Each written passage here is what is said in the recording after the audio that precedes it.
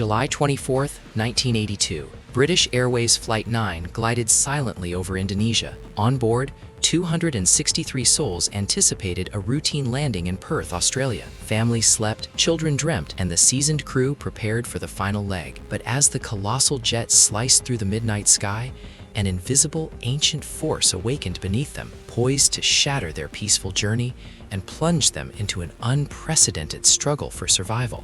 In the cabin, a mother, traveling with her daughter, tried to lose herself in a book, while the family man watched over his two young sons, eager for home. Up front, Captain Eric Moody, a pilot since his teenage years, commanded the iconic 747. Beside him, First Officer Roger Greaves, a co-pilot of 6 years, meticulously monitored their instruments. In the flight engineer's seat sat Barry Townley Freeman, a veteran of these magnificent machines. They were cruising at 11,000 meters, an hour and a half into their leg from Kuala Lumpur to Perth, when Captain Moody glanced at his weather radar. Nothing but clear skies for the next 500 kilometers. But the silence of the night was about to be broken. Back in the cabin, a strange haze began to form. At first, it was dismissed as typical passenger jet smoke. Smoking was still permitted then. But this was different, thicker, more acrid. A metallic, sulfuric odor began to permeate the air, making eyes water and throats scratch. The cabin crew, trained to spot any sign of fire, began a quiet, urgent search. They found nothing. No source, no flames. Just a growing, suffocating mystery. In the cockpit, a chilling spectacle began. Small, flickering lights danced across the windscreen, sparks in the pitch-black void. Captain Moody and his first officer initially suspected St. Elmo's fire, a natural electrical phenomenon, but the intensity grew. What started as subtle flickers rapidly transformed into a blinding, shimmering white globe enveloping the entire front of the aircraft. It was like nothing any of them had ever witnessed. The mother in the cabin glanced out her wing, usually a dark, stable mass, was engulfed in a brilliant, clinging white light. It was beautiful, terrifying, and utterly inexplicable. The smoke in the cabin intensified, pouring through the vents with an unnerving, deliberate flow. Passengers, though unnerved, tried to maintain composure, lulled by the cabin crew's calm demeanor. But the crew themselves were battling growing dread. Then the true horror began. Out of the night, colossal jets of flames, stretching 20, perhaps 40 feet into the darkness. The family man and his sons watched, horrified, as fire consumed the mighty engines. Passengers panicked. Was the plane breaking up? Would they burn? Choke? The roar was deafening, then abruptly, unnaturally quiet. On the flight deck, the instruments remained stubbornly silent, showing no sign of fire. Yet the inferno outside was undeniable. Flight engineer Townley Freeman checked his diagnostics again. Nothing, but the engine gauges began to plummet. Engine number 4, the furthest on the starboard wing, shrieked, then went silent. Immediately, the crew initiated the emergency shutdown procedure. One engine down. Bad, but manageable. A 747 could fly on 3. Then came the unthinkable. A grating, rumbling sound, like a giant cement mixer dying, emanated from engine number 2. It too went silent. A gasp from the cockpit. Then, almost in unison, the final 2 engines coughed, sputtered, and died. Within 90 seconds, all 4 colossal Rolls-Royce engines had ceased to function. The heart of the aircraft, its very means of staying aloft, had been ripped away. The sudden, terrifying silence in the cabin was more jarring than any roar. The constant thrum of power, the comforting vibration that affirmed their flight, was gone. Only the rush of wind against the fuselage remained, a stark reminder of their accelerating descent. The 747, a marvel of engineering, was now a 300-ton glider, falling from 11,000 meters. First Officer Greaves grabbed the radio. "Jakarta Controls, Speedbird 9er, Mayday, Mayday, Mayday. We have lost all 4 engines out of 370. He repeated the message, but air traffic control in Jakarta seemed to misunderstand. "Speedbird 9er, you have lost number 4 engine?" they responded, their tone too calm, too misinformed. Greaves' frustration was palpable. "Jakarta Controls, Speedbird 9er, we have lost all 4 engines. Repeat, all 4 engines." Only when another plane relayed their desperate plea did Jakarta finally comprehend the unimaginable. No 747 had ever lost all its engines in flight. This was unprecedented. Captain Moody, Greaves, and Townley Freeman were grappling with a crisis no simulator could truly prepare them for. A wave of personal guilt washed over them. What did I miss? What did I do wrong? They all thought, despite knowing the impossible nature of the event. A 747, even without power, could glide. For every kilometer it dropped, it could travel 15 kilometers forward. But at 10,000 meters, they had less than half an hour before they would inevitably smash into the Indian Ocean. The crew immediately initiated the engine restart drill, a procedure practiced countless times in simulations. But here, in the real-world hell, things were different. The autopilot, which should have disengaged, remained stubbornly active, adding another layer of confusion. "Begin restart drill," Captain Moody commanded. "Battery check. Crossfeed valves open. Fire switch in." They ran through the complex sequence, each step critical, each second a luxury they couldn't afford. They had maybe 10 chances before time ran out. In the cabin, the descent became palpable. Some passengers whimpered. Others sat rigidly, in shock. The mother held her daughter tight.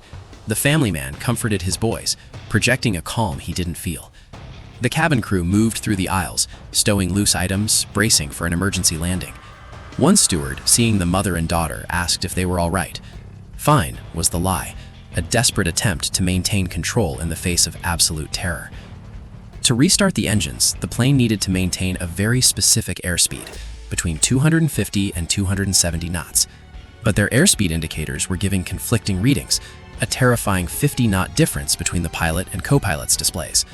Without accurate speed, their chances plummeted. Captain Moody was forced to switch off the autopilot and manually vary the plane's attitude, pulling the nose up to slow, pushing it down to accelerate, hoping to hit the sweet spot for a restart. The oscillating roller coaster motion only amplified the cabin's terror. Then, a new alarm shrieked. Pressure warning. Without the engines, the cabin was rapidly depressurizing. Oxygen masks deployed, dangling from the ceiling. Passengers fumbled with them, but some, like First Officer Greaves's, immediately failed, the masks separating from the tube. The situation worsened. Captain Moody made a difficult choice, a steep, rapid dive to 20,000 feet, where they could breathe without masks and communicate effectively. This accelerated their fall, yet was a necessary risk. Below them, the island of Java loomed, its formidable mountain range cutting across their path. Halim Airport, just outside Jakarta, was their only hope, but it was too far if no engines restarted. Captain Moody faced a brutal decision: press on towards the mountains and almost certain collision, or turn back towards the vast, unforgiving Indian Ocean for a terrifying ditching. "I knew it was so difficult to land airplanes on the sea even when you had everything going for you," he reflected, concealing his grim thoughts from his crew.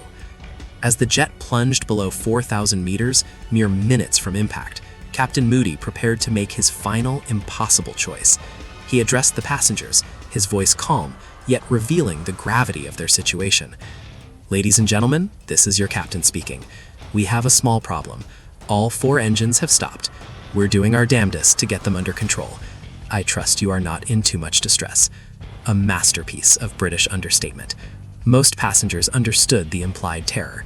Many said their silent goodbyes. Suddenly, a profound jolt. Then, a low, rumbling roar. Engine number 4, the first to fail, had sputtered back to life. A single engine. Not enough to clear the mountains, but a flicker of hope. "The glass is now half full, not half empty," Captain Moody declared, injecting renewed vigor into the cockpit. The 3 men, exhausted and terrified, would have dragged that plane around Java with their bare hands if they had to. Seconds later, as the plane dipped below 3,500 meters, engine number 3 coughed, sputtered, and roared back. Then, almost immediately, numbers 1 and 2 followed suit. All 4 engines, against all odds, were running again. The crippled jet was once more under full power. "Jakarta Speedbird 9er, we are back in business, all 4 running," Greaves radioed, his voice laced with relief. This time, Jakarta understood perfectly. The collective sigh of relief in the cabin was immense. Captain Moody announced their diversion to Jakarta, a 15-minute flight away.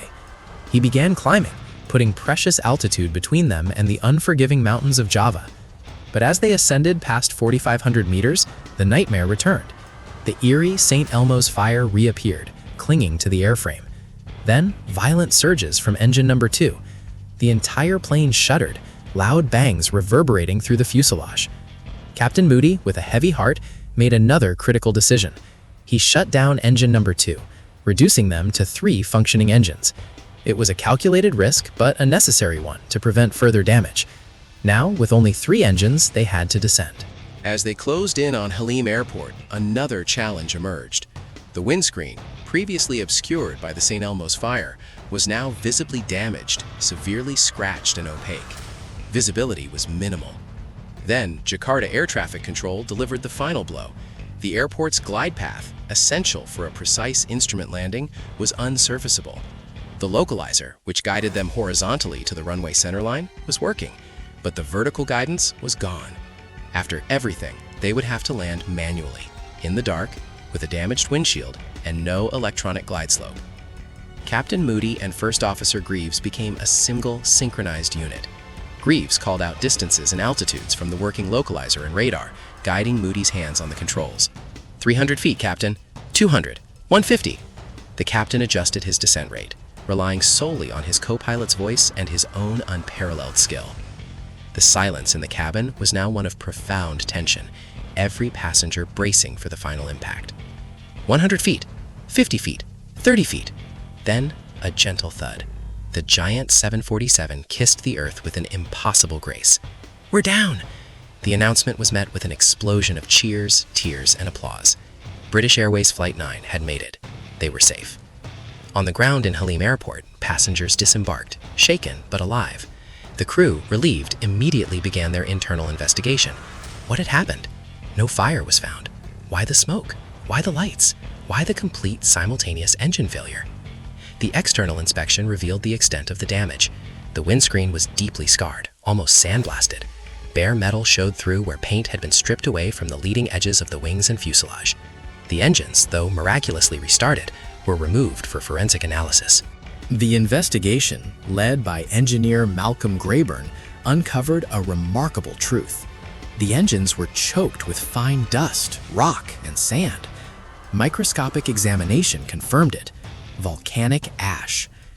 Days after the terrifying flight, the crew and passengers learned that Mount Galunggung, a volcano just 160 kilometers southeast of Jakarta, had erupted violently that very night.